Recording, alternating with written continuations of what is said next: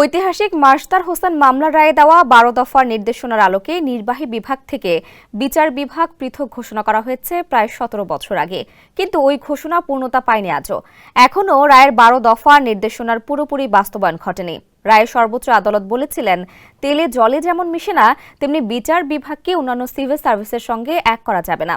কিন্তু রায়ের এই চেতনার আলোকে দীর্ঘদিনেও তৈরি করা হয়নি বিচার বিভাগের জন্য আলাদা সচিবালয়। ফলে নির্বাহী বিভাগের সঙ্গে মিশে আছে। চালু রয়েছে দ্বৈত শাসন, আর এই দ্বৈত শাসনের জাতাকলে পিষ্ট বিচারকরা। নির্বাহী বিভাগের হস্তক্ষেপ থেকে বিচারকদের মুক্তি মেলেনি। এর প্রভাব পড়েছে বিচার কাজেও। কবির হোসেনের প্রতিবেদনে বিস্তারিত জানাচ্ছেন তারেক আহমেদ।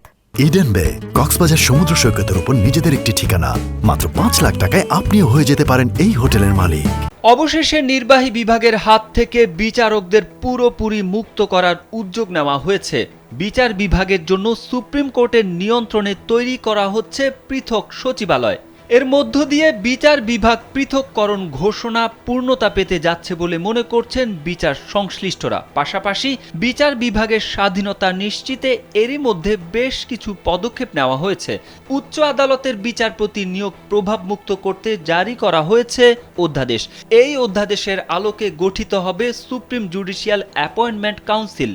স্থায়ী এই কাউন্সিলের মাধ্যমে নিয়োগ হবে বিচারপতি। এছাড়া অধস্তন আদালতের বিচারকদের পদোন্নতি, ছুটি, কর্মস্থল নির্ধারণ ও শৃঙ্খলার বিধানও সুপ্রিম কোর্টের হাতে ফিরিয়ে আনার চেষ্টা চলছে।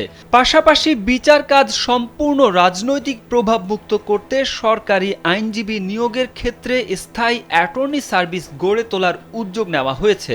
এসব পদক্ষেপ বাস্তবায়ন হলে বিচার ব্যবস্থায় আমূল পরিবর্তন আসবে বলে মনে করছেন আইন বিশেষজ্ঞ সহ সংশ্লিষ্টরা। আইন মন্ত্রণালয় সূত্রে জানা গেছে, পৃথক সচিবালয় গঠনে সুপ্রিম কোর্ট থেকে প্রস্তাবনা পাঠানোর পর বর্তমান আইন উপদেষ্টার নির্দেশনায় পৃথক সচিবালয় গঠনে কাজ শুরু হয়। এরই মধ্যে পৃথক সচিবালয়ের একটি অর্গানোগ্রামের খসড়া চূড়ান্ত হয়েছে। এছাড়া বাংলাদেশ সুপ্রিম কোর্ট সচিবালয় অধ্যাদেশ ২০২৫-এর খসড়া চূড়ান্ত হয়েছে। এই খসড়ার উপর এখন অংশীজন ও বিশেষজ্ঞদের মতামত নেওয়া হবে। এরপর প্রয়োজনীয় সংশোধন এনে অধ্যাদেশটি উপদেষ্টা পরিষদে অনুমোদনের জন্য উঠবে। আর এ কাজ সুচারুরূপে বাস্তবায়নের জন্য রুলস অব বিজনেস সহ সংশ্লিষ্ট আইনগুলো খতিয়ে দেখা হচ্ছে।